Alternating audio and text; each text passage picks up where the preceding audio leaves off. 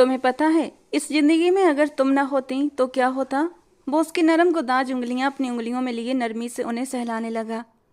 स्वरा धीरे से मुस्कुराई, जैसे जब आप जानती हो कि वो तेजस ठाकुर के लिए क्या अहमियत रखती है। क्या होता तेजस ठाकुर? जवाब उसके मुंह से सुनना चाहती थी। वही होता जो ऑक्सीजन के बिना इस दुनिया का होता। फना हो जाता मैं। तो मेरी जिंदगी में ऑक्सीजन की तरह हो, मेरे आसपास रहा करो ताकि सांस आता रहे मुझे।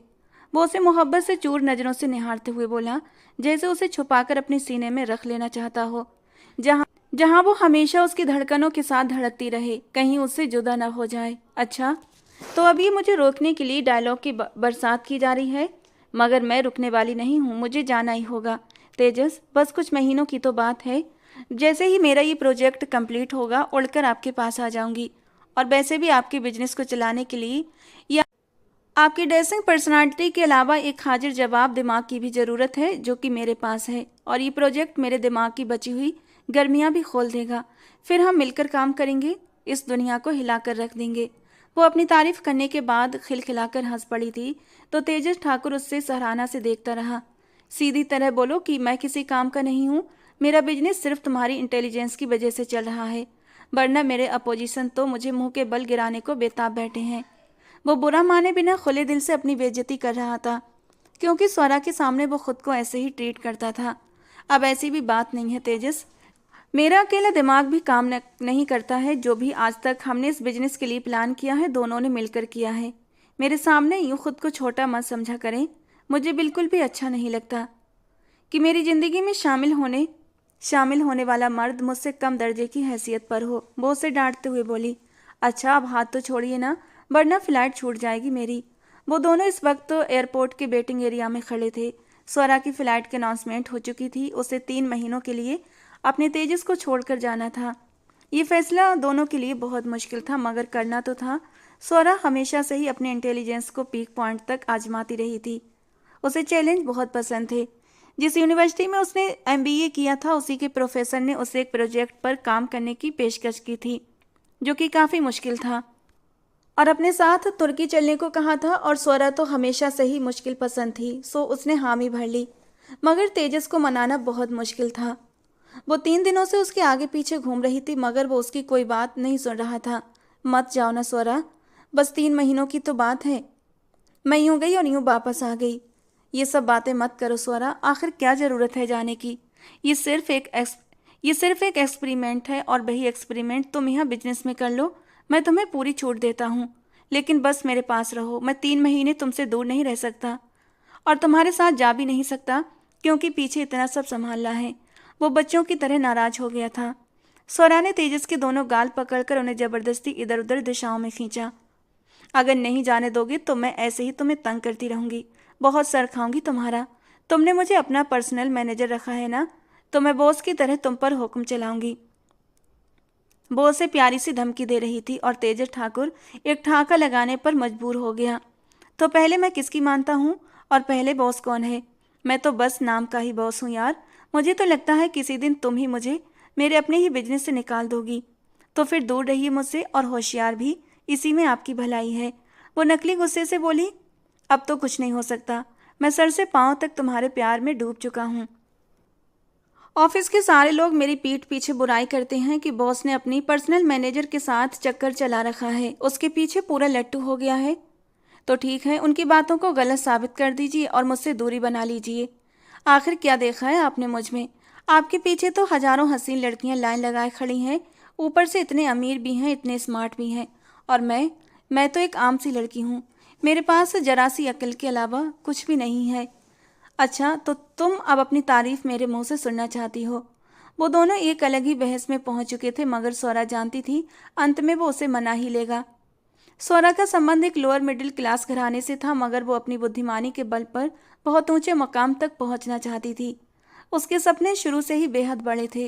वो खुद को किसी ऊंचे दर्जे पर देखना चाहती थी, क्योंकि वो जानती थी मेहनत और दिमाग से इंसान दुनिया को जीत सकता है। वो शुरू से ही स्कॉलरशिप पर पढ़ती आ रही थी। उसके माँ बाप को उसके पढ़ाई के खर्च नहीं उठाने पड़ते थे, और वे इसी में खुश थे। उसने एफएससी में पूरे बोर्ड में टॉप किया था और सबकी नज़रों में आ गई थी। हर यूनिवर्सिटी चाहती थी कि वो वहाँ स्कॉलरशिप पर पढ़े और उनका नाम रोशन करे। स्वरा ने दिल्ली की एक बहुत मशहूर यूनिवर्सिटी में एडमिशन ले लिया। वहाँ बैचलर्स करने के बाद उसने एमबीए में प्रवेश लिया। उसकी कामयाबियाँ और शोहरत दूर दूर तक फैल चुकी थीं। सबको यकीन था वो एक सफल बिजनेस वूमेन बनेगी। और इसी दौरान उसकी मुलाकात एक बहुत मशहूर बिजनेसमैन तेजस ठाकुर से हुई, जो एक बार यूनिवर्सिटी के विजिट पर आया था। जब वो उनकी क्लास में आया और बिजनेस से जुड़े कुछ सवाल पूछे तो स्वरा ने हर सवाल का जवाब बेहद खूबसूरती से दिया। एक सफल बिजनेस चलाने के लिए क्या क्या स्ट्रेटजीज होनी चाहिए, स्वरा सारे पॉइंट्स गिनाने लगी। तेजस उस पर बेतहाशा प्रभावित हुआ और अपनी कंपनी में जॉब का ऑफर भी दे दिया। स्वरा का एमबीए का आखिरी सेमेस्टर चल रहा था, मगर वो साथ में कोई नौकरी भी करना चाहती थी और ये एक बेहतरीन मौका था उसके लिए। वो तेजस ठाकुर की कंपनी में इंटर्न के तौर पर काम करने लगी, लेकिन जल्दी ही उसने अपनी बेहतरीन काबिलियत दिखानी शुरू कर दी। उस वक्त तेजस ठाकुर का बिजनेस उसके दुश्मन मनोहर के बिजनेस के मुकाबले में बहुत डाउन जा रहा था। स्वरा की बताई गई स्ट्रेटजीज ने कमाल कर दिखाया। उनके प्रोडक्ट्स की मार्केट में वैल्यू तेजी से बढ़ने लगी। हर कोई सिर्फ उन्हें ही प्रेफर करने लगा। मनोहर कहीं पीछे छूट गया और तेजस को लगता था कि ये सब स्वरा की बुद्धिमानी का नतीजा है। उसने स्वरा को अपना पर्सनल मैनेजर रख लिया। वो हर सलाह उसी से लेता। धीरे धीरे तेजस और स्वरा एक दूसरे के काफ़ी करीब आने लगे थे और एमबीए के बाद उसने ऑफिशियली तेजस की कंपनी के लिए काम करना भी शुरू कर दिया। उनकी कंपनी के बनाए प्रोडक्ट्स ने मार्केट में धूम मचा दी और तेजस देश के टॉप बिजनेसमैन में गिना जाने लगा। मगर इसके पीछे दिमाग और मेहनत स्वरा की ही थी। वो उसे क्रेडिट दिए बिना नहीं रह सकता था। उनका प्यार भी उनके बिजनेस की तरह पीक पॉइंट पर पहुंच चुका था। एक दूसरे के बिना सांस लेना तक मुश्किल हो गया था। इसी दौरान स्वरा को एक अहम प्रोजेक्ट के सिलसिले में तुर्की जाना पड़ा।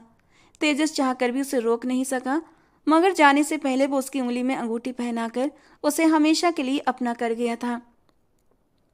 स्वरा को अपनी किस्मत पर यकीन नहीं हो रहा था, लेकिन तेजस ठाकुर जैसा इंसान मिल जाए तो उसे और क्या चाहिए था। मगर वो नहीं जानती थी कि उसी की बुद्धिमानी उसे कितने कठिन इम्तिहान में झोंकने वाली थी। आखिर कौन है इस स्वरा नाम की लड़की जिसने तेजस ठाकुर की कंपनी को आसमान तक पहुंचा दिया। हर किसी की जुबान पर उसी की कंपनी के प्रोडक्ट्स हैं। हमारा तो कोई नाम भी नहीं लेता। मनोहर अपने पर्सनल सेक्रेटरी पर चिल्ला रहा था। उसका बस नहीं चल रहा था कि तेजस ठाकुर को तबाह कर दे। वो और तेजस कई सालों से एक दूसरे के कड़े प्रतिद्वंदी थे। दोनों एक ही तरह के प्रोडक्ट बनाते थे। पहले मनोहर के प्रोडक्ट्स मार्केट में अच्छी कीमत पाते थे और उनकी वैल्यू दिन ब दिन बढ़ भी रही थी, मगर अब वो पूरी तरह पीछे छूट गया था और यही बात उसे हजम नहीं हो रही थी। उसे अपनी सेक्रेटरी से पता चला कि तेजस ठाकुर की कामयाबी के पीछे एक औरत का हाथ है, जो अपनी बुद्धिमानी से उसे आसमान तक पहुंचा चुकी है। मुझे वो औरत हर हाल में चाहिए। मैं उसे बर्बाद कर दूंगा। उसकी पूरी जानकारी शाम तक मेरी टेबल पर होनी चाहिए। मनोहर ने हुक्म देते हुए कहा तो उसका सेक्रेटरी यस सर कहकर बाहर चला गया। शाम को उसकी मेज पर स्वरा की पूरी जानकारी रखी थी। वो एक मिडिल क्लास घराने से थी, मगर उसके शैक्षिक रिकॉर्ड ऐसे थे कि कोई भी प्रभावित हुए बिना नहीं रह सकता था। उसकी बुद्धिमानी का डंका दूर दूर तक बजता था। अच्छा, तो यही है तेजस ठाकुर की कामयाबी के पीछे की वजह। अब मैं देखता हूँ कि इसका बिजनेस कैसे आगे बढ़ता है। अगर इसे मुंह के बल न गिराया तो मेरा नाम भी मनोहर नहीं। उसे पता चल गया था कि स्वरा किसी प्रोजेक्ट के सिलसिले में तुर्की गई हुई है और मनोहर का इरादा था कि वो उसे वहीं से उठा लेगा और ऐसी जगह पहुंचा देगा जहां से तेजस ठाकुर उससे ढूंढ भी न सके। तेजस ठाकुर हाथ में फूलों का बुके लिए दूसरी कलाई पर बंदी घड़ी देखकर बेचैनी से समय देख रहा था। आज उसे स्वरा को एयरपोर्ट से रिसीव करने आना था। उसने ये 3 महीने उंगलियों पर गिन गिन कर गुजारे थे और आज वो बेताबी से उसका इंतजार कर रहा था। फ्लाइट लैंड हो चुकी थी और अब यात्री बाहर आ रहे थे। उसने बेचैन नज़रों से स्वरा को ढूंढा, मगर वो अभी तक बाहर नहीं आई थी। सारे पैसेंजर्स बाहर आ चुके थे, लेकिन उनमें वो कहीं नहीं थी। तेजस को चिंता होने लगी। स्वरा ने उसे खुद कॉल करके बताया था कि वो इसी फ्लैट से वापस आ रही है। अचानक उसकी नज़र उस प्रोफेसर पर पड़ी जिनके साथ वो गई थी। वो तुरंत उनकी तरफ बढ़ा और स्वरा के बारे में पूछा। वो खुद हैरान थे। अरे, वो तो मुझसे बहुत पहले निकल चुकी थी। उन्हें आपसे मिलने की बहुत जल्दी थी ना, इसलिए मैंने भी उन्हें नहीं रोका। क्या वो अभी तक आपसे नहीं मिली? उन्होंने हैरानी से कहा। तेजस परेशान हो गया। उसने स्वरा के नंबर पर कॉल की मगर फ़ोन बंद जा रहा था। ये क्या मजाक है स्वरा, मुझे ऐसे मजाक बिल्कुल पसंद नहीं, वो धीरे से बुदबुदाया। उसे लग रहा था कि शायद स्वरा उसे कोई सरप्राइज देने वाली है, मगर 1 घंटा बीत चुका था, न उसकी कोई कॉल आई और न वो खुद आई। तेजस ने एयरपोर्ट प्रशासन से जानकारी ली, लेकिन कोई भी नहीं जानता था कि वो कहाँ गई। दोपहर से शाम हो गई। वो गहरी बेचैनी में ऑफिस में पहुंचा। शायद स्वरा वहाँ हो, लेकिन वो वहाँ भी नहीं थी। उसका फ़ोन भी लगातार बंद जा रहा था और तेजस की बेबसी और चिंता हर मिनट बढ़ती जा रही थी। वो ऐसा मजाक पहले कभी नहीं करती थी। स्वरा के घर से भी पता करवा लिया गया, मगर वो वहाँ भी नहीं पहुंची थी। बल्कि जब उसके घर वालों को पता चला कि वो वापस आ चुकी है लेकिन घर तक नहीं पहुंची, तो वो और ज़्यादा परेशान हो गए थे। तेजस ने जैसे तैसे उन्हें समझाकर रिलैक्स किया था। तेजस जितने दोस्तों को जानता था उन सबको कॉल कर चुका था, लेकिन उसका कोई अता पता नहीं चल रहा था। पूरा दिन इसी भाग दौड़ में गुजर गया और अब तो उसे सचमुच चिंता होने लगी थी। अगर ये मजाक था तो बहुत गंदा मजाक था। ऐसा मजाक स्वरा कभी नहीं करती थी। जरूर उसके साथ कुछ गलत हो चुका था। रह रहकर तेजस के दिल में बुरे बुरे ख्याल उठ रहे थे।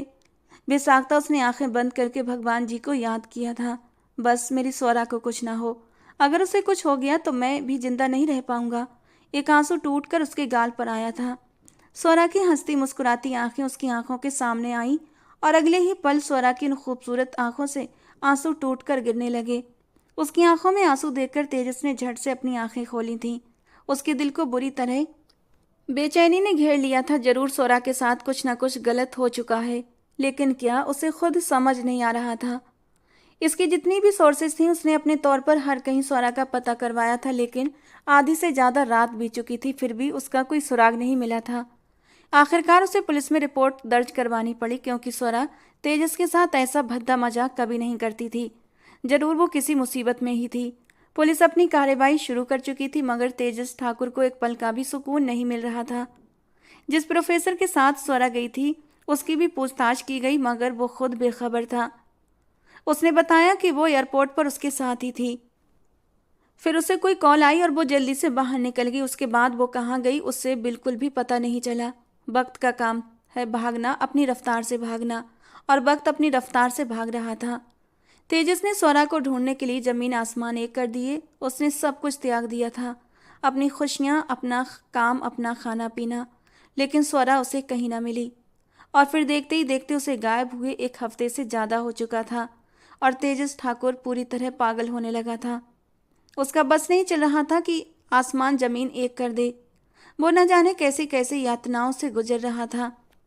उधर स्वरा के माँ बाप का भी रो रो कर बुरा हाल था। वो कभी कभी उनके पास जाता, उन्हें तसल्ली देता, लेकिन अब उसे अपनी खुद की तसल्लियाँ भी खोखली लगने लगी थीं। आखिर किसने उससे दुश्मनी निकाली है? तेजस के दुश्मन बहुत थे। वो किस किस पर शक करता? पुलिस अपना काम कर रही थी। उसने खुफिया एजेंसियों में भी रिपोर्ट करवाई, मगर ऐसा लग रहा था जैसे स्वरा कभी इस धरती पर थी ही नहीं।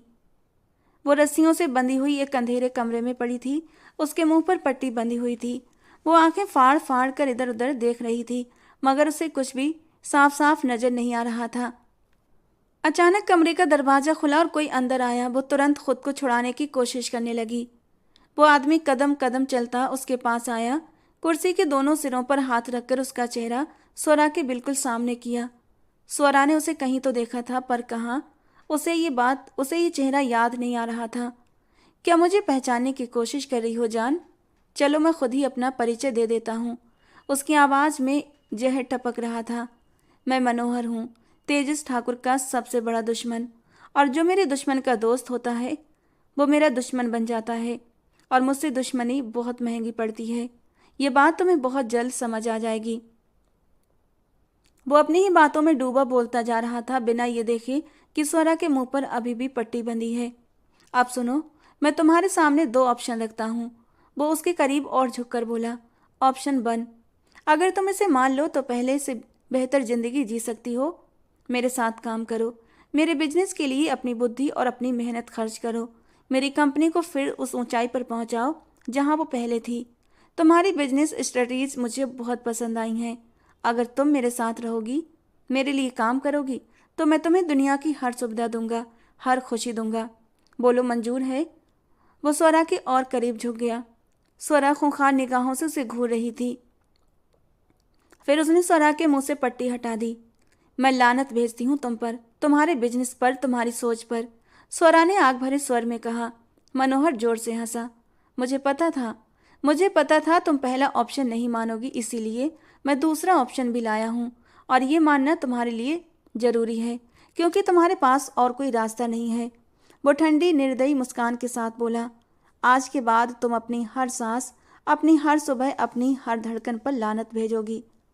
तुम आईना देखोगी तो अपने ही आप से घिन आने लगेगी तुम्हें। और अगर तेजस ठाकुर तुम्हें देख ले तो भाग जाएगा। तुम्हें छूना और तुम्हारे करीब आना तो दूर की बात, तुम्हें देखने से ही उसे घिन आएगी। वो हाल करने वाला हूँ मैं तुम्हारा। बहुत दिनों बाद ऐसा खेल खेलने जा रहा हूँ, मज़ा आएगा। हालांकि तुम इतनी खूबसूरत हो, एकदम मक्खन मलाई। मेरा दिल तो नहीं मानता ये सब कुछ तुम्हारे साथ करूँ, लेकिन क्या करूँ, मजबूरी है। बल्कि तुमने ही ये सब कुछ करने पर मुझे मजबूर किया है। मैंने तो तुम्हारे सामने पहला ऑप्शन रखा था ना, जिसमें तुम एक लग्जरी लाइफ गुजार सकती थी। लेकिन नहीं, बहुत जिद्दी हो, और इस जिद का खमियाजा तुम्हें बहुत भयानक रूप में भुगतना पड़ेगा। स्वरा की समझ में नहीं आ रहा था कि मनोहर क्या कह रहा था और उसके इरादे क्या थे, लेकिन उसकी आंखों में ऐसी शैतानी चमक थी कि स्वरा का पूरा वजूद कांप उठा। वो खुद में सिमटती जा रही थी। तुम मेरे साथ ऐसा कुछ भी नहीं करोगे मनोहर। अगर तुम्हें अपनी जिंदगी प्यारी है तो अभी भी वक्त है तुम्हारे पास। मुझे छोड़ दो, वरना तेजस तुम्हें जिंदा नहीं छोड़ेगा। स्वरा की कांपती आवाज निकली और मनोहर का तेज भयानक कह कहा गूंजा था। वो मेरा कुछ भी नहीं बिगाड़ पाएगा। बहुत अच्छी तरह जानता हूँ तुम उसकी मैनेजर होने के साथ साथ उसका इश्क भी हो। उसकी जान बचती है तुम्हें। अब कहीं जाकर तो मेरे हाथ उसकी कमजोरी आई है, देखना अब असली बदला लूंगा उससे। मैं तो कितने अरसे से इस मौके की तलाश में था कि कब तेजस ठाकुर पर वार करूं और उसे मुंह के बल गिराऊं। तुम जैसे गिरे हुए इंसान किसी को क्या गिराओगे। मुझे अगर एक और जिंदगी भी मिल जाए तो वो भी मैं तेजस ठाकुर पर कुर्बान कर दूं। और जिस दिन उसने मुझे ढूंढ लिया ना, उस दिन तुम अपना अंजाम भी देख लेना। स्वरा के तिरस्कार भरे स्वर ने मनोहर का चेहरा लाल कर दिया। अचानक गुस्से से उसने जोरदार तमाचा स्वरा के चेहरे पर मारा। दर्द से वो तड़प उठी। उसकी कुर्सी जमीन पर गिर चुकी थी। अजय, उसने अपने आदमी को आवाज दी। एक काला मोटा सा आदमी कमरे में दाखिल हुआ था। इस चिड़िया के बहुत पर निकल रहे हैं, ये पर कुतरने पड़ेंगे। तुझे पता है ना कि इसके साथ क्या करना है। उस आदमी ने शैतानियत से हंसते हुए हाँ में सर हिलाया था और स्वरा की जान जैसे गले में अटक गई। उसे उन दोनों के इरादे सही नहीं लग रहे थे। वो अजय वाले नाम का आदमी अपने हाथ में एक इंजेक्शन लिए उसकी तरफ बढ़ा था। नहीं, मेरे करीब मत आना, वरना अच्छा नहीं होगा। वो झटपटाते हुए खुद को छुड़ाने की कोशिश कर रही थी, लेकिन सब कुछ नाकाम था। वो आदमी उसके करीब आया और उसके बाजू में वो इंजेक्शन धंसा दिया। स्वरा ने खुद को होश में रखने की भरपूर कोशिश की, लेकिन धीरे धीरे उसकी आंखें बंद हो गईं। इसे कांताबाई के कोठे पर पहुंचा दो। जब हर रात एक नए मर्द का बिस्तर गर्म करेगी तब इसकी अकल टूटेगी। बेहोश होने से पहले उसके कानों में मनोहर की आवाज आई थी।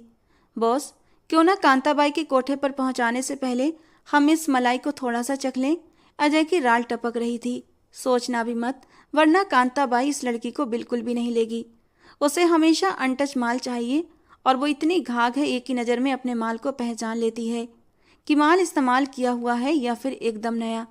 जैसे जैसे मनोहर और अजय की बातें उसके कानों में गूंज रही थीं, उसकी जान निकलती महसूस हो रही थी। वो खुद को होश में रखने की कोशिश कर रही थी, लेकिन सब कुछ बेकार गया और वो होशो हवास से बेगाना हो गई। और यहीं से उसकी तकलीफ की शुरुआत हुई थी। उसे मुंबई के एक मशहूर कोठे पर पहुंचा दिया गया था। जब उसकी आंख खुली तो वो एक अंधेरे कमरे में थी।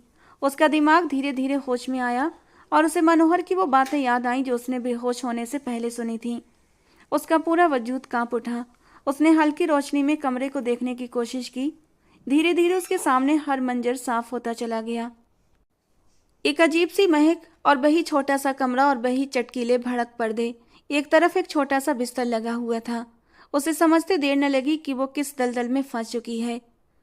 उसने बेतहाशा दरवाजा पीटना शुरू कर दिया कि एक मोटी भद्दी सी औरत अंदर आई थी। उसकी चीखों का, उसके रोने का उस औरत पर कोई भी असर नहीं था।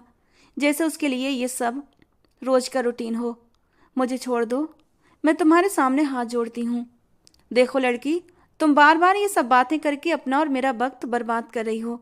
मैं तुम्हें साफ बता दूं कि अब जब तुम यहाँ आ चुकी हो तो यहाँ से निकलने का तुम्हारे पास कोई ऑप्शन नहीं है। जितनी जल्दी खुद को इस सब के लिए तैयार कर लोगी तुम्हारे लिए फ़ायदा होगा। कभी नहीं, मरकर भी मैं ये काम नहीं करूँगी। तुम सब लोग बहुत गलत कर रहे हो। जिस दिन वो मुझे ढूंढता हुआ मेरे पास आ गया ना, तुम सबकी मौत पक्की है। अभी भी वक्त है, छोड़ दो मुझे। मैं वादा करती हूँ मैं तुम्हें बचा जाऊंगी, तुम्हारा नाम नहीं लूंगी।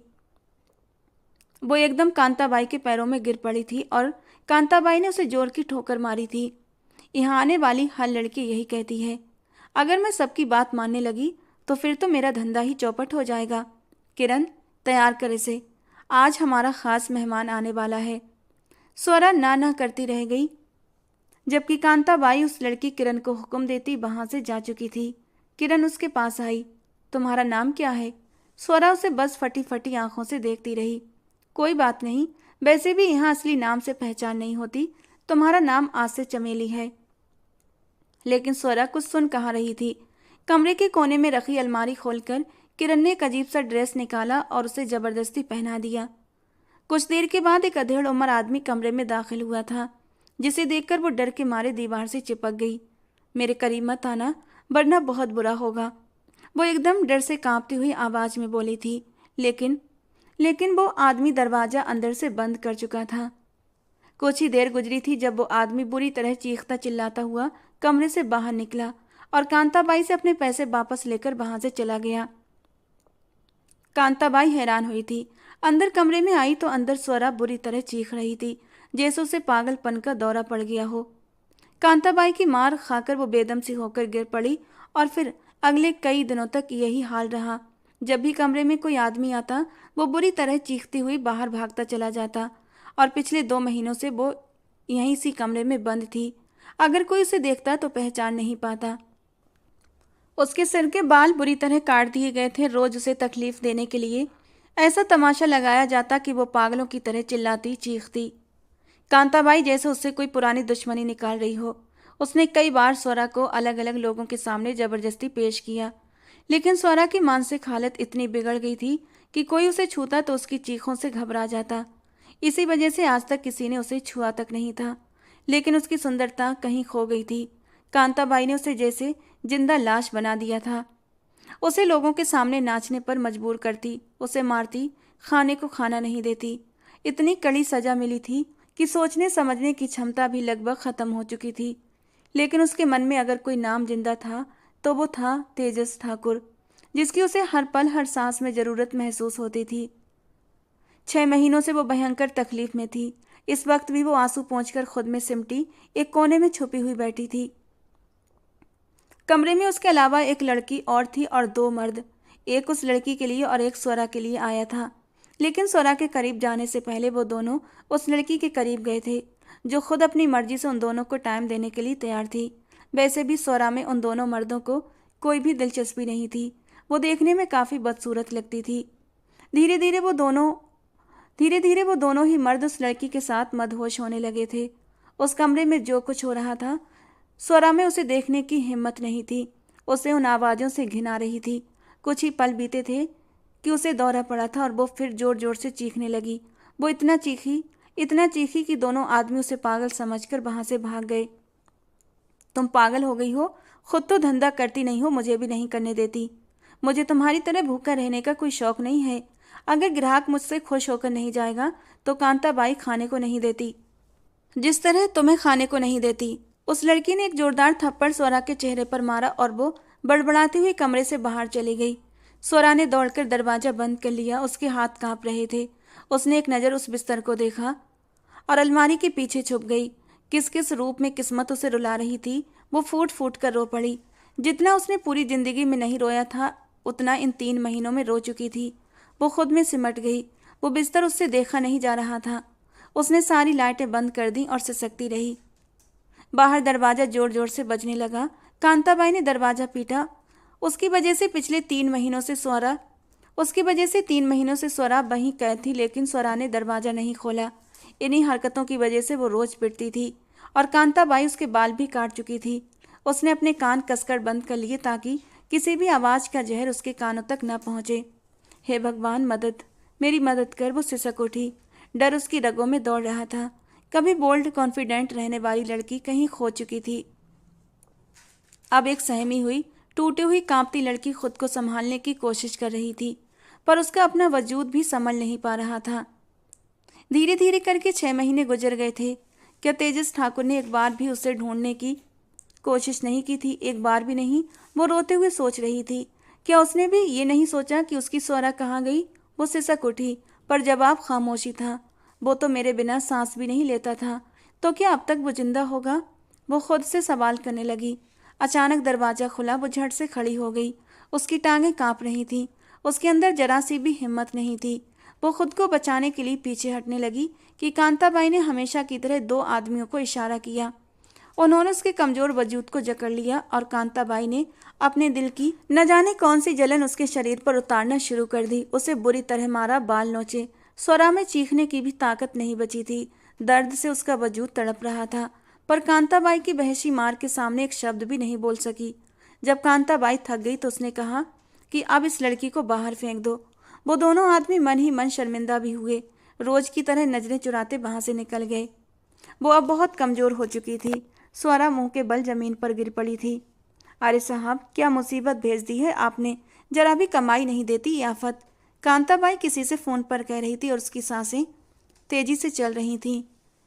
दरवाजा एक बार फिर से खुला। किसी के जूतों की टक टक की आवाज अंदर आ रही थी और वो जूता स्वरा के चेहरे के बिल्कुल पास आकर रुक गया। वो आदमी नीचे झुका स्वरा के चेहरे पर मोबाइल की टॉर्च डाली। उसके पूरे चेहरे पर गहरे चोटों के निशान थे। सुनहरे बाल जगह जगह से बेतरतीब कटे हुए और दोनों हाथों पर भी घाव थे। ये आदमी बड़ी शांति से मुस्कुराया। टॉर्च की तेज रोशनी से स्वरा ने आंखें कसकर बंद कर लीं। वो उसे देख नहीं पाई। अरे अरे, इतनी मेहमान नवाजी कर दी तुम लोगों ने इसकी। वो एकदम से हंसा था। स्वरा ने तुरंत आंखें खोली। शायद वो समझ गया था कि स्वरा उसे पहचान चुकी है। तभी अंधेरे में एक डरावना ठहाका गूंज उठा। स्वरा ने उठने की कोशिश की, मगर उसका टूटा हुआ शरीर साथ नहीं दे रहा था। वो बुरी तरह जख्मी थी। अचानक वो आदमी खड़ा हुआ और उसने स्वरा के उसी चोटिल हाथ पर अपना जूता रख दिया, इतनी जोर से कि वो तड़प उठी जैसे बिना पानी की मछली तड़पती है। ये सजा तेजस ठाकुर के नाम की है मेरी जान। वो उसके घायल चेहरे पर उंगलियों से एक लकीर खींचते हुए बोला। आह आह, वो दर्द से तड़प कर रो पड़ी। उस आदमी ने लाइटें चालू करने के लिए कहा। जैसे ही लाइटें जली, मनोहर का चेहरा स्वरा की आंखों के सामने रोशन हो गया था। स्वरा भीगी टूटी हुई नजरों से उसे देख रही थी। ओ माय डियर, ये तुम्हारा क्या हाल हो गया? वो जहर भरी हंसी हंसा था। स्वरा भारी टूटी हुई सांसें लेते हुए सिसकने लगी। उसकी हर सांस कठिन हो चुकी थी। आंसू चुपचाप उसके गालों पर बह रहे थे। मनोहर ने आखिर उसके हाथ से जूता हटा दिया। स्वरा उसे देखकर भी कुछ न बोली। मनोहर उसके पास बैठ गया। मुझे अफसोस है तुम्हारे साथ जो भी हुआ, उसका बहुत अफसोस है, मगर मैं क्या करूं? मैं तो बिल्कुल परफेक्ट हूं और अपने से ज़्यादा किसी को समझता भी नहीं हूं। देखो, मैंने जो भी किया उसमें सच में गलती तुम्हारी थी, मेरी नहीं। अगर तुम उस लूजर के साथ थी, उसे आगे बढ़ा रही थी, वो मुझसे ज़्यादा अमीर हो रहा था और ये सब तुम उसे देने लगी थी। हाँ, तुम्हारा गुनाह छोटा था, मगर आगे चलकर ये मेरे लिए मुसीबत बन जाता। तभी मैंने तुम्हें रास्ते से हटाने के लिए ये किया था। क्या ज़रूरत थी इतनी अकल लगाने की? मैंने तुम्हें ऑफ़र दिया था ना कि मेरे साथ काम कर लो। मैं तुम्हें उससे ज़्यादा देता। आखिर मुझ में क्या कमी थी? मैं तुम्हें उससे कई गुना देता। मगर तुम पर तो तेजस की मोहब्बत का भूत सवार था। पूरे 6 महीने हो गए, आया वो तुम्हें बचाने। अगर इतनी ही मोहब्बत थी उसे तुमसे, तो उसे तो तुम्हें पाताल से भी ढूंढ लेना था। मगर वो अपनी दुनिया में खुश है। शायद उसने कोई नई लड़की फंसा ली होगी। वो हंसा। स्वरा ने बड़ी मुश्किल से सांस लिया, जैसे उस सांस में बहुत दर्द था। जिस दिन उसे पता चल गया कि ये सब तुमने किया है, वो दिन तुम्हारा इस धरती पर आखिरी दिन होगा। वो तुम्हारे टुकड़े गिद्धों को खिला देगा। उसने टूटी हुई सांसों में कहा। तो मनोहर के चेहरे का रंग बदल गया। मनोहर के चेहरे पर एकदम अंधेरा छा गया। स्वरा को ऐसा लगा जैसे जख्मों की जलन थोड़ी कम हुई हो, लेकिन न वो मुस्कुरा सकी न ताना मार सकी। मगर फिर भी मनोहर ने गुस्से में उसके मुंह पर एक जोरदार थप्पड़ मारा। उसकी नाक से खून बहने लगा और आंखों से आंसू निकल पड़े। मनोहर उठा और एक और जोरदार लात मारी। स्वरा चीख उठी। तुझे उसके पास और उसे तेरे पास मैं कभी नहीं पहुंचने दूंगा। मैं हर उस आदमी को मार डालूंगा जो तेजस ठाकुर तक तुझे पहुंचाने की कोशिश करेगा। वो दहाड़ा था और वो डर कर सिकुड़ गई, जैसे उसकी मेंटल ताकत खत्म हो गई हो। मनोहर बाहर निकला। मैंने कहा था किसी जंगली कुत्ते के आगे डाल दो इसे। वो नौकरानी पर भड़का। अरे साहब जी, मैं आज ही कर देती हूँ ये काम। वो मुस्कुराई तो मनोहर ने सिर हिलाया। स्वरा का मर जाना ही उसके लिए ठीक था। इससे पहले कि तेजस ठाकुर उसे ढूंढ लेता, मनोहर उसका नामो निशान मिटा देना चाहता था। तेजस ठाकुर की कंपनी फिर से डाउन जा रही थी, क्योंकि उसका ध्यान बिजनेस में था ही नहीं। वो पागल हो चुका था। बिखरे बाल, अस्त व्यस्त हाल। जो भी उसके पास आता वो उस पर चिल्लाकर चीख कर उसे निकाल देता। उसे सिर्फ एक ही खबर सुननी थी और वो थी स्वरा की। इन 6 महीनों में उसने कहाँ कहाँ नहीं ढूंढा था उसे। पुलिस की मदद ली, खुफिया एजेंसियों की मदद ली, मगर कोई फायदा नहीं। सबका कहना था कि शायद स्वरा मर चुकी है, क्योंकि अगर वो जिंदा होती तो कहीं ना कहीं से उसका कोई ना कोई सुराग जरूर मिलता। ये बात तेजस के लिए किसी तमाचे की तरह होती थी। वो जिंदा है और जिस दिन वो मरेगी ना, मुझे यहाँ यहाँ महसूस हो जाएगा। उसने अपने दिल पर उंगली रखी थी। सर, अगर आपको किसी एक व्यक्ति पर शक हो तो हम उसकी इन्वेस्टिगेशन शुरू कर देते हैं, एसएचओ ने पूछा। मैं बहुत सारे लोगों की लिस्ट दे चुका हूँ और मेरा सबसे बड़ा दुश्मन मनोहर है। मुझे उसी पर शक है, वही मेरा सबसे बड़ा दुश्मन है। मगर सर, उसकी इन्वेस्टिगेशन हम कई बार कर चुके हैं। वो बिल्कुल क्लीन है इस मामले में, एसएचओ ने नरम लहजे में कहा। और सिर्फ शक की बुनियाद पर हम किसी को गिरफ्तार नहीं कर सकते। वैसे भी उनकी दुश्मनी आपसे है, स्वरा मैडम से नहीं। मुझे तो लगता है कि वो खुद कहीं छुप गई हैं। तेजस ठाकुर को उसकी बात आग की तरह लगी। ऐसा कभी नहीं हो सकता। वो किसी मुश्किल में है और मैं यहाँ आराम से बैठा हूँ। वो अचानक उठकर खड़ा हुआ और अपने बाल खींचने लगा। जाओ, निकलो यहाँ से और तभी वापस आना जब कोई अच्छी खबर हो, वरना कभी मत आना। मैं उसे खुद ढूंढ लूंगा, उसने गुस्से में कहा और एसएचओ वहां से चला गया। इन 6 महीनों में जो भी जानकारी मिली थी, कोई भी सुराग स्वरा तक नहीं पहुंचाता था। वो मिसिंग थी। खुफिया एजेंसियों का कहना था कि उस दिन वो एयरपोर्ट से एक टैक्सी में बैठकर गई थी। टैक्सी ड्राइवर को ढूंढा गया तो उसने एक पता दिया, वही पता जहां उसने स्वरा को छोड़ा था। वो एक पुरानी टूटी फूटी सी बिल्डिंग थी। खुद तेजस ठाकुर वहां पर गया था। ऐसा लगता था जैसे बिल्डिंग में आग लगाई गई हो। सब कुछ जलकर राख हो चुका था। खुफिया एजेंसियों ने भी कहा था कि वहां एक जली हुई लड़की की लाश मिली है और शायद वो स्वरा हो, मगर तेजस ठाकुर ने वो लाश खुद देखी थी। वो स्वरा नहीं थी, वो कोई और थी। उसे पूरा यकीन था कि स्वरा जिंदा है और बाकी सब उसे पागल समझते थे, लेकिन वो पागल नहीं था। उसे पता था ये सब नज़र का धोखा है। स्वरा आज भी कहीं जीवित है। वो कमरे की बालकनी में खड़ा एक के बाद एक सिगरेट पी रहा था। उसे याद आया, स्वरा को सिगरेट से नफरत थी, उसी की वजह से उसने सिगरेट छोड़ दी थी। लेकिन अब वो नहीं थी, तो उसके गम को हल्का करने के लिए वो धुएं में पनाह लेता था। अचानक उसका फ़ोन बजा। उसने देखा उसके खास आदमी नारद का कॉल था। उसने तुरंत फ़ोन से कान लगाया। बोलो नारद, मैं तुम्हारे ही कॉल का इंतज़ार कर रहा था। कोई अच्छी खबर है? उसने बेचैनी से पूछा। सर, उस दिन से मैंने मनोहर का पीछा नहीं छोड़ा है।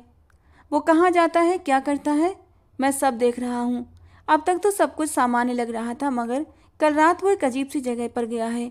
और सर, वो बिल्कुल अकेला था, न कोई बॉडीगार्ड न कोई स्टाफ। वो पहले कभी वहाँ नहीं गया, इसीलिए मुझे शक हुआ। नारद की बात पर तेजस ठाकुर बेचैन हो उठा। कौन सी जगह? अभी एड्रेस भेजो। नहीं सर, आपका वहाँ जाना अभी ठीक नहीं होगा, वरना मनोहर को शक हो जाएगा। पहले मैं खुद पता करता हूँ कि वो वहाँ किस मकसद से गया है, फिर आपको पूरी जानकारी दूंगा। तेजस ने झिंझलाकर पूछा। कम से कम उस जगह का नाम तो बताओ जहाँ वो गया है। वो कौन सी जगह है? नारद ने हिचकिचाते हुए कहा। सर, वो एक रेड लाइट एरिया है। और ये सुनते ही तेजस ठाकुर के तन बदन में जैसे अंगारे से जल उठे। ये वही आखिरी जगह थी जहाँ मैंने स्वरा के बारे में सोचा था। लेकिन नहीं, ऐसा नहीं हो सकता। वो ऐसे इलाके में नहीं हो सकती।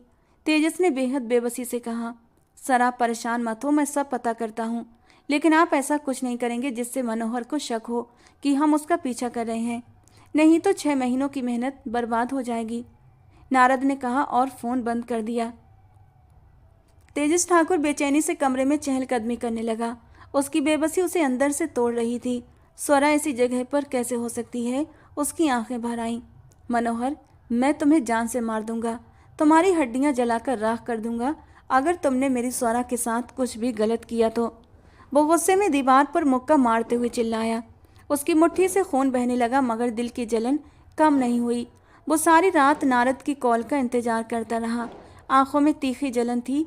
वो अपने भगवान से प्रार्थना कर रहा था, हे भगवान, मेरी स्वरा ऐसी जगह पर ना हो।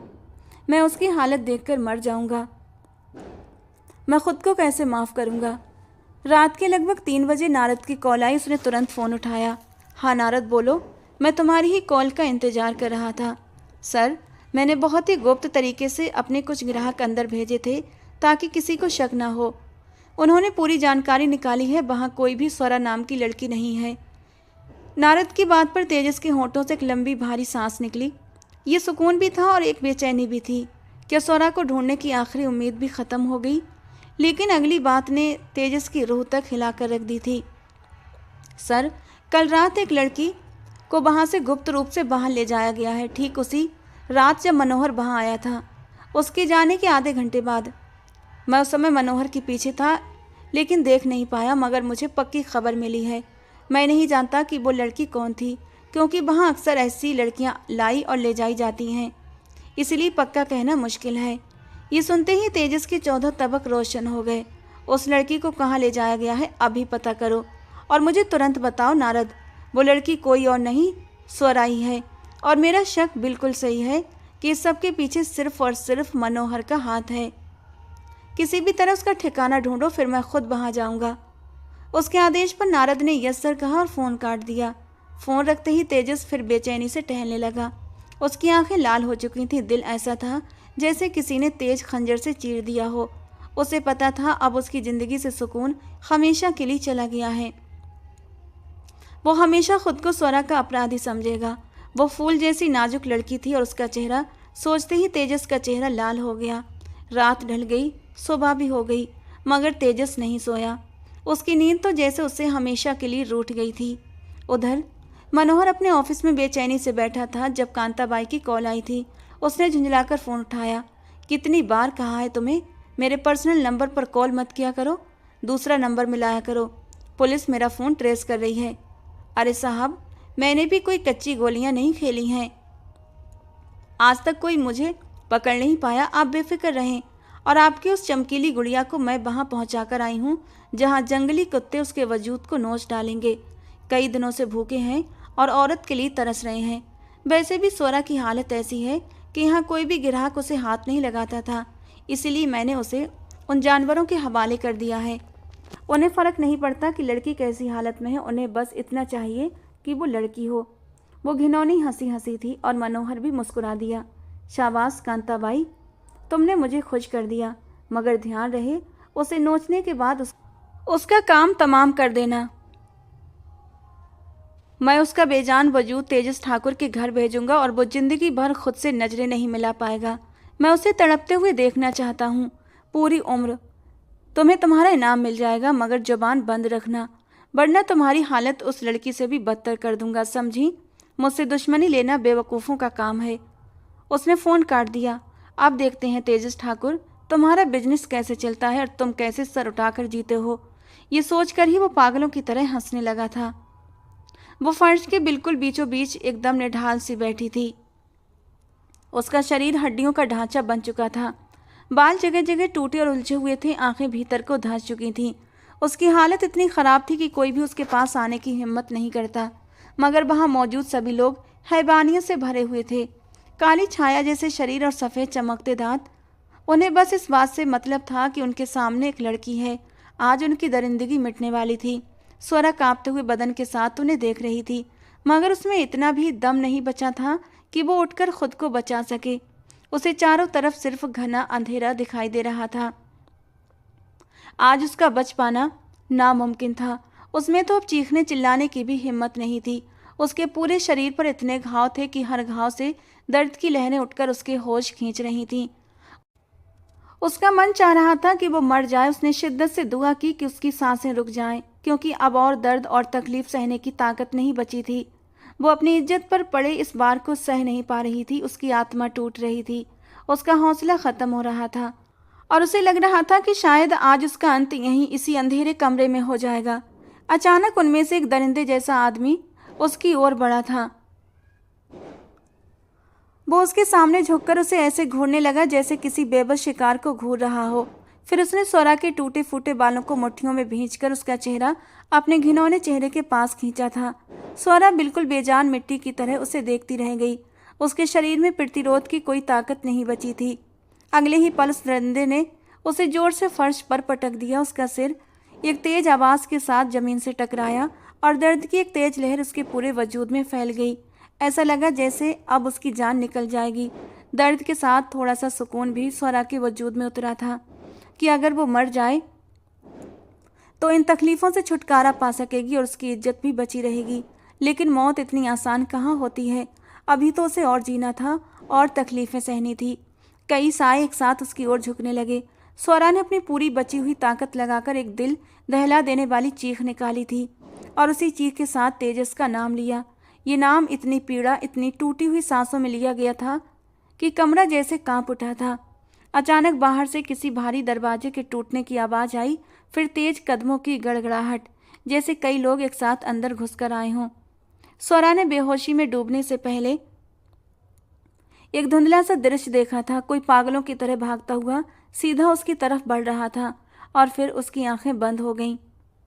दोपहर के 12 बज चुके थे मगर नारद की कॉल अभी तक नहीं आई थी और तेजस की बेचैनी बढ़ती जा रही थी। लेकिन इंतजार करने के अलावा कोई रास्ता नहीं था। उसका दिल बार बार कह रहा था कि वो लड़की स्वरा ही है, मगर उन लोगों ने उसे कहाँ छुपाया है इसका कोई पता नहीं था। अचानक उसका मोबाइल बज उठा। उसने फौरन फ़ोन कान से लगाया। दूसरी तरफ नारद की कांपती हुई आवाज़ थी, सर, उस लड़की का ठिकाना मिल गया है। उसने बांद्रा के एक सुनसान इलाके का नाम बताया जहां एक पुरानी जर्जर इमारत थी। उस इमारत के अंदर लड़की को छुपाकर रखा गया था। नारद, तुम वहीं रहो, मैं पुलिस की भारी टीम लेकर पहुंच रहा हूं। तेजस ने जल्दी से कहा, लेकिन सर, अगर वो लड़की स्वरा नहीं हुई तो? नारद ने घबराते हुए पूछा। तेजस ने दृढ़ आवाज में जवाब दिया, वो स्वरा ही है, मुझे पूरा यकीन है। और अगर वो कोई और भी लड़की हुई तब भी हम उसे बचाएंगे। ये कहकर उसने फ़ोन काट दिया। उसे वहाँ हर हाल में जितनी जल्दी हो सके पहुँचना था, इससे पहले कि बहुत देर हो जाए। उसकी आँख खुली तो अस्पताल के बेड पर थी। उसके दोनों हाथों में ड्रिप्स लगी हुई थी और शरीर हिलने डुलने में असमर्थ था। आखिरी दृश्य जो उसे याद आया उसमें वो दरिंदे बहशी उसकी ओर बढ़ रहे थे कि अचानक दरवाज़ा खुला था और कोई उसकी ओर बढ़ रहा था। वो कौन था? उसका दिमाग बिल्कुल ठप था। कुछ सोचने समझने की क्षमता नहीं बची थी। वो छत को घूरने लगी, फिर देखा तो कोई उसके सिरहाने उसके बाजू पर सिर रखे बेखबर सो रहा था। स्वरा ने धीरे से अपने बाजू को हिलाया तो उस शख्स ने भी हल्की सी हलचल के साथ आंखें खोली और फिर एक अचानक झटके से सिर उठाकर उसे देखा। दोनों की नज़रें आपस में टकराईं। तेजस जल्दी से उठकर सीधा हुआ। स्वरा मेरी जान, तुम्हें होश आ गया, थैंक गॉड। उसने उसके माथे पर होंठ रखकर कहा। स्वरा उसे साकित पलकें झपकाते हुए देख रही थी, जैसे पहचानने की कोशिश कर रही हो कि वो कौन था। उसका दिमाग अभी भी असामान्य था, कुछ भी प्रोसेस नहीं कर पा रहा था। न जाने ये हकीकत थी या कोई सपना। उसकी आंखों के सामने फिर से अंधेरा छा गया। स्वरा प्लीज आंखें खोलो, मेरी तरफ देखो, मैं हूँ तुम्हारा तेजस, मैं आ गया हूँ ना, अब तुम्हें कुछ नहीं होने दूंगा। वो पागलों की तरह उसके ऊपर झुका हुआ था। स्वरा की आंखों के सामने अचानक वही सारे बहशी आ गए जो उस पर झपट रहे थे। उसका शरीर नोचने को बेचैन थे। एकदम से वो साइको अंदाज में चिल्लाने लगी। उसकी दर्दनाक चीखों से तेजस घबरा गया। उसे संभालना मुश्किल हो गया। वो अपनी टांगें बेड पर जोर जोर से पटक रही थी और अपनी कलाई से ड्रिप उतारने की कोशिश करने लगी। तेजस ने उसकी दोनों कलाई पकड़ ली और उसके चेहरे के पास झुककर कहा, स्वरा, ये मैं हूँ, तुम्हारा तेजस। तुम्हें क्या हुआ? तुम क्यों चिल्ला रही हो? वो बेहद डरी हुई आवाज़ और चिंता में बोला, मगर स्वरा की चीखें लगातार बढ़ती जा रही थीं। अचानक डॉक्टरों की टीम अंदर आई। सर प्लीज आप पीछे हटें, हम इन्हें संभाल लेंगे। तेजस न चाहते हुए भी दीवार के साथ हट गया। स्वरा को ऐसी हालत में देखना उसके लिए कयामत से कम नहीं था। थोड़ी देर बाद वो शांत हुई, उसकी आंखें बंद हो गईं और वो गहरी नींद में चली गई, क्योंकि डॉक्टर ने उसे बेहोशी का इंजेक्शन लगा दिया था। सर प्लीज बाहर जाएं, हमें आपसे कुछ जरूरी बात करनी है। एक डॉक्टर ने उसे कंधे से सहारा दिया तो वो थकावट भरे कदमों से पीछे चल पड़ा। डॉक्टर ने कुछ रिपोर्ट्स उसके सामने रखीं। हमने उसके ब्रेन के कुछ टेस्ट लिए हैं, उनका ब्रेन बहुत अधिक श्रिंक हो गया है। अगर वो बार बार ऐसा करेंगी तो उन्हें मेमोरी का इशू हो सकता है। शायद वो अपने अतीत को भूल जाएं। उन्हें इतना मेंटल टॉर्चर किया गया है कि उनकी बहुत बड़ी हिम्मत है कि वो अभी तक जीवित हैं। अभी जब तक वो पूरी तरह रिकवर नहीं होती, मेरा सुझाव है कि कोई भी उनके पास ना जाए। उन्हें लगता है कि जो भी व्यक्ति उनके पास जाने की कोशिश करेगा वो उसे नुकसान पहुंचाएगा और उसे मारेगा, इसीलिए वो चिल्लाती हैं। डॉक्टर ने पूरी जानकारी दी तो तेजस सिर पकड़कर बैठ गया। क्या वो मुझे नहीं पहचान रही कि मैं कौन हूँ? उसने दर्द भरे स्वर में पूछा। ऐसा कैसे हो सकता है कि वो तेजस को भूल जाए? उसने बेयकीनी से पूछा। स्वरा लगातार 6 महीने तक जिस्मानी और मानसिक टॉर्चर में रही है। आप उनसे क्या उम्मीद करते हैं कि वो एकदम से ठीक हो जाएंगी? आपको सब्र से काम लेना होगा। डॉक्टर ने उसे तसल्ली दी तो तेजस मरे से बदन को लेकर अपने ऑफिस से निकल गया। मैं तुम्हें जिंदा नहीं छोड़ूंगा मनोहर, तुम्हें इतनी तकलीफ दूंगा कि तुम सुकून शब्द का मतलब भूल जाओगे। वो गुस्से से मुट्ठियां भींचता जैसे खुद से वादा कर रहा था। सर, आपको स्वरा का सुराग कहाँ से मिला? उसे किसने किडनैप किया था? एसएचओ उसकी तरफ आया। तेजस ठाकुर उस वक्त की किसी गहरी सोच में था। मुझे वो एक पुरानी बिल्डिंग से मिली थी। मुझे किसी ने सूचना दी थी। जब मैं वहां पहुंचा तो उसे लाने वाले वहां से भाग चुके थे, इसीलिए मैं नहीं जानता कि उसे वहां कौन लाया था। जब तक वो पूरी तरह ठीक नहीं हो जाती इस बारे में कुछ नहीं कहा जा सकता, उसने सामान्य लहजे में कहा। सर, अगर आपको किसी भी तरह की जानकारी मिले तो जरूर बताना, ताकि हम उस दरिंदे को गिरफ्तार कर सकें और उसे सख्त से सख्त सजा दे सकें। तेजस ने सिर हिलाकर हाँ कहा और उसे जाने की इजाजत दे दी। एसएचओ के जाने के बाद उसका खास आदमी उसके करीब आया। सर, आपने क्यों नहीं बताया कि ये सब मनोहर ने किया है? आखिर क्यों आपने उसे बचाया? तेजस ने जख्मी निगाहों से उसे देखा, फिर कड़वाहट से हंसा। तुम्हें क्या लगता है कि मैं उसे पुलिस के हवाले कर दूंगा ताकि वो जमानत पर बाहर घूमता रहे? कोई भी सबूत उसके खिलाफ नहीं जाता। सिर्फ मैं जानता हूँ कि सबके पीछे वही है और मैं ही उसे सजा दूंगा। इस देश की कोई पुलिस या कोई संस्था उसे वो सजा नहीं दे सकती जैसी मैं दूंगा। नारद ने सिर हिलाया और पीछे हट गया। अब तेजस को अपने खास बंदे को फोन करना था ताकि वो मनोहर के घर में आग लगा दे और ऐसा दिखाए कि मनोहर भी अंदर था और जलकर मर गया।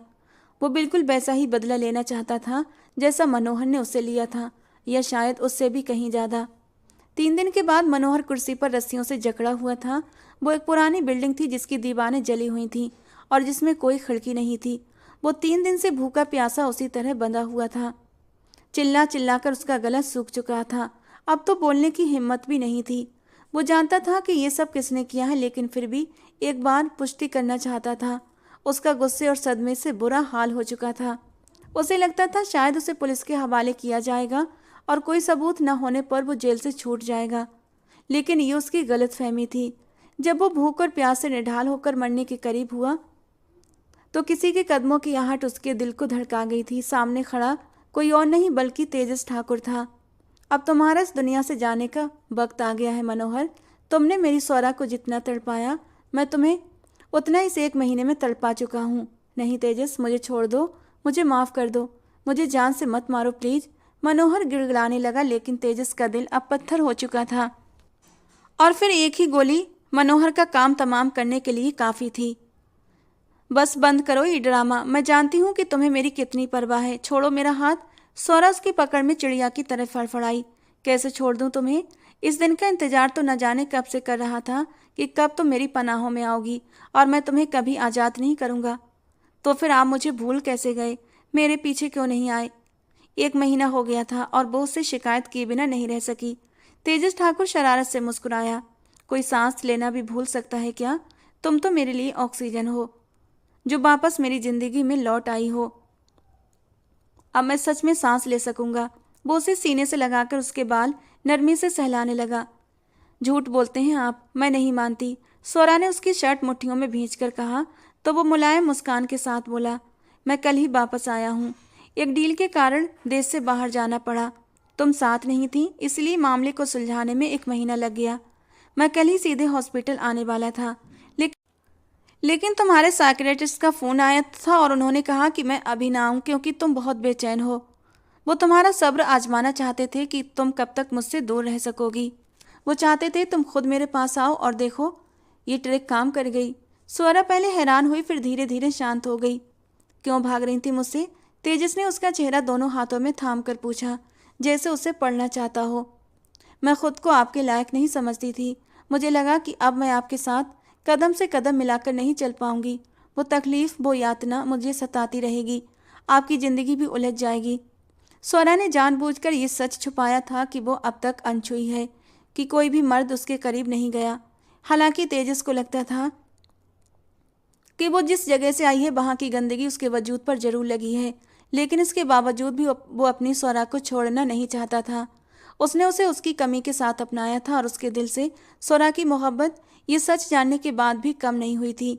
और ये देखकर स्वरा की आंखें नम हो गई थीं कि उसका तेजस उससे कितनी मोहब्बत करता है, कि उसे उसकी गंदगी के साथ अपना रहा था। वो तड़प कर उसके सीने से लगी थी। भगवान ने मेरी किस्मत सुनहरे अक्षरों से लिखी है तेजस, जो मुझे तुम जैसा जीवन साथी मिला। अब तक तुम्हारी स्वरा सिर्फ तुम्हारी है तेजस, तुम्हारी स्वरा को किसी ने नहीं छुआ। वो आंखों में आंसू लिए बोली तो तेजस हैरान होकर उसे देखने लगा और कसकर उसे अपने सीने में भींच लिया। उसके लिए तो यही काफ़ी था कि उसकी स्वरा उसे मिल गई थी, लेकिन अब ये सब जानकर उसके अंदर तक और भी सुकून उतर गया था कि वो सिर्फ उसकी है। स्वरा ने उसे उस कोठे की एक एक पल की रो रो कर कहानी बताई थी, जिसे सुनकर तेजस की आंखों में भी आंसू आ गए थे। आप भी मेरे लिए सांस की तरह ज़रूरी हो गए हैं। मैं आपके बिना नहीं रह सकती। मैं पूरी कोशिश करूंगी कि पहले जैसी स्वरा बन जाऊं। वो मासूमियत से बोली तो तेजस हंस पड़ा। तुम जैसी भी हो मुझे मंजूर हो स्वरा। तुम्हें इससे बेहतर बनने की ज़रूरत नहीं, क्योंकि तुम मेरी मोहब्बत हो और मैं खुद को तुमसे कभी जुदा नहीं करूँगा। वो उसे अपनी बाहों में भर गया। अब एक पल भी तुमसे दूर नहीं रह सकता। शादी कर लो मुझसे, मेरी तन्हाई ख़त्म कर दो प्लीज़। वो उसके बालों को चूमते हुए बोला। स्वरा की धड़कन रुक सी गई। आप ऐसे प्रपोज करेंगे तो मैं कैसे मना कर सकती हूँ। वो और गहराई से उसकी बाहों में छिप गई। मतलब मैं हाँ समझूं। वो उसे छेड़ रहा था। स्वरा ने कोई जवाब नहीं दिया, लेकिन तेजस ठाकुर को सारे जवाब मिल चुके थे। उसके होठों पर मुस्कान फैल गई। पहले अपने घर चलो, तुम्हारे माँ बाप तुम्हारे लिए बहुत परेशान हैं। वो उसे हॉस्पिटल से सीधा उसके घर लेकर आया था, जहाँ उसकी माँ उसे देखकर पहले तो हैरान रह गई थी। उन्हें यकीन नहीं हो रहा था कि उनकी स्वरा उनके सामने खड़ी है, और फिर आगे बढ़कर उसे सीने से लगा लिया। उसने अपने माँ बाप को सारी हकीकत नहीं बताई थी। वो उन्हें कोई तकलीफ नहीं देना चाहती थी। बस इतना कहा था कि उसका एक्सीडेंट हो गया था और उसकी याददाश्त चली गई थी। और वहीं तेजस ने उसका हाथ उसके माँ बाप से मांगा था। स्वरा के माँ बाप खुशी खुशी रिश्ते के लिए राजी हो गए थे। और फिर अगले ही दिन स्वरा तेजस की दुल्हन बनकर उसके ठाकुर निवास में पहुंच चुकी थी और तेजस की सेज सजाकर वो तेजस का इंतजार कर रही थी। उसे बिल्कुल भी यकीन नहीं हो रहा था कि वो इतना दर्द, इतनी तकलीफ और उस गंदगी से बचकर इस मकाम तक पहुंच चुकी है। आंखें बंद करके जैसे ही उसने इन खूबसूरत पलों को महसूस किया था, तो अगले ही पल तेजस का ख्याल आते हुए उसके गाल दहकने लगे थे। इन पलों से भी खूबसूरत पल और थे जो तेजस की संगत में अभी गुजरने वाले थे। बेड से उतरकर वो शीशे के सामने जाकर खड़ी हो गई। इस एक महीने में उसकी हालत पहले से काफ़ी ज़्यादा सुधर चुकी थी। उसका रंग रूप लौटने लगा था, बाल भी कुछ हद तक सुधर चुके थे। ब्यूटिशियन ने कुछ इस महारत से मेकअप किया था कि उसकी खूबसूरती निखर कर सामने आ गई थी। उसने अपने दर्द भरे दिनों को याद करके एक झुरझुरी ली थी। शायद जाने अनजाने मुझसे कोई पाप हुआ हो जिसकी इतनी बड़ी सज़ा मुझे मिली थी, और शायद कोई पुण्य भी हुआ हो जिसके बदले मुझे तेजस जैसा हमसफ़र मिला। एक आंसू गाल पर लुढ़क कर आया तो उसने हथेली से साफ कर दिया। उसी पल दरवाज़ा खोलकर तेजस अंदर दाखिल हुआ। सामने खड़ी अपनी सजी सजाई दुल्हन को देखकर उसके करीब आता उसे पीछे से अपनी बाहों में भर गया। तुम्हारी आंखों में मैंने आज तो आंसू देख लिए, आज के बाद ये आंसू आंखों में नहीं होने चाहिए, सिवाय खुशी के आंसुओं के। उसे अपनी तरफ घुमाते हुए उसने बारी बारी उसकी दोनों आंखों को चूम लिया था। बड़े प्यार से उसकी ज्वेलरी उतारकर साइड टेबल पर रखी और उसे बेड पर बिठाया। जज्बातों से चूर उसने स्वरा की ब्लाउज की डोरियां खोली थीं और उसके नरम दूधिया मक्खन जैसे वजूद पर जख्मों के निशान देकर तेजस के दिल को जैसे किसी ने मुट्ठी में जकड़ लिया था। बहुत कुछ सहा था स्वरा ने, और सिर्फ उसकी खातिर। अगर वो चाहती तो मनोहर की डील स्वीकार करके एक अच्छी जिंदगी गुजार सकती थी, लेकिन उसने मनोहर की डील को ठुकराकर सिर्फ तेजस के प्यार को चुना था। तो वो क्यों ना उस लड़की की जिंदगी में खुशियों के रंग भरता। खुद से एक वादा करते हुए उसने बड़ी प्यार से उसके जख्मों के निशान को अपने होठों से छुआ था। उसके होठों के स्पर्श में स्वरा मोम की तरह पिघलती जा रही थी। ये रात दोनों के जख्मों के लिए एक मरहम के जैसे बनकर आई थी। दोनों के दिलों के दर्द धीरे धीरे कम हो रहे थे एक दूसरे की संगत में। तो दोस्तों आज की हमारी कहानी आपको कैसी लगी कमेंट बॉक्स में ज़रूर बताना। पसंद आई हो तो प्लीज़ लाइक करना। रोज़ ऐसी और रोमांटिक कहानियाँ सुनने के लिए हमारे चैनल को सब्सक्राइब करना। मिलते हैं दोस्तों अगली किसी नई और रोमांटिक कहानी के साथ।